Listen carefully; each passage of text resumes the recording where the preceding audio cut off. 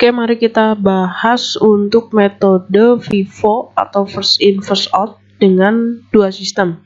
Yaitu di sini saya akan menjelaskan untuk sistem perpetual dan sistem periodik. Oke, sebelumnya apa itu metode FIFO? Jadi metode ini menyatakan bahwa persediaan dengan nilai perolehan awal atau pertama masuk akan dijual atau digunakan terlebih dahulu, sehingga persediaan akhir dinilai dengan nilai perolehan yang terakhir masuk atau dibeli. Jadi metode ini cenderung akan menghasilkan persediaan yang nilainya tinggi dan berdampak pada nilai aktiva perusahaan yang dibeli. Oke, next di sini saya ilustrasikan contoh dari metode FIFO ya.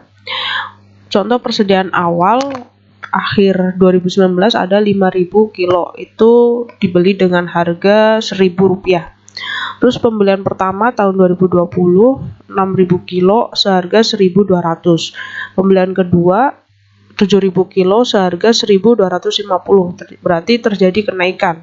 Untuk pembelian ketiga tahun 2020 sebanyak 6.500 kilo sebesar 1.300. Untuk pembelian keempat tahun 2020 sebesar 7.500 kilo, ini sebesar 1.350. Jadi untuk menghitung persediaan akhir, maka nilai persediaan akhir menurut metode FIFO itu sebesar 6.000.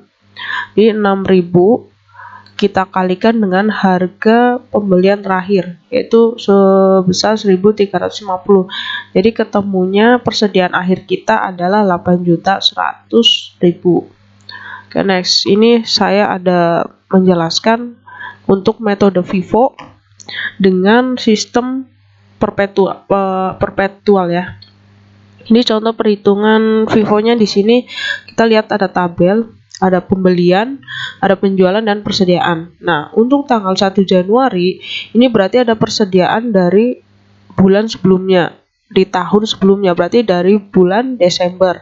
Ini sebanyak 100 unit, yang dibeli dengan harga per unit itu 20.000. Jadi kita tinggal kalikan, berarti kita punya persediaan sebanyak 2 juta di tanggal 1 Januari. Next, pada tanggal 4 Januari kita melakukan penjualan sebanyak 70 unit dengan harga jual ya kita masih mengikuti pembelian, jadi 20.000, jadi totalnya 1.400.000. Jadi persediaan kita ialah 100 dikurangi 70 sisa 30. Kita tinggal kalikan dengan 20.000, jadi ketemu 600.000. Next, 10 Januari kita melakukan pembelian 80 unit dan ternyata sudah naik harganya menjadi 21.000. Otomatis kita tinggal kali nih, 80 dikali 21.000, 1.680. Jadi persediaannya kita ada dua, karena beda harga ya, kita harus pisahkan dan bedakan. Yang pertama kita punya persediaan 30 unit dengan harga 20.000, dan kedua kita punya persediaan 80 unit dengan harga 21.000. Nah, jadi pada tanggal 22 Januari ternyata kita ada penjualan. Yang pertama menjual 30 unit, kita masih pakai harga lama. Terus untuk selanjutnya ada 10 unit kita pakai harga baru. Jadi sisanya ada 70 unit dengan harga baru. Terus tanggal 28 ternyata kita penjualan ada 20. Berarti sisanya 50. Terus pada tanggal 30 Januari kita melakukan pembelian sebanyak 100 unit dan harganya memang sudah naik lagi ya, jadi 22.000. Kita kalikan, berarti kita punya persediaan dua lagi, 50 unit dengan harga 21.000 dan satunya lagi 100 unit dengan harga 22.000. Nah, kita kalikan lalu kita total. Di totalnya kita punya persediaan di bulan Januari, tepatnya tanggal 31, itu sebesar 3.250.000. Itu kalau kita menggunakan sistem perpetual. Next.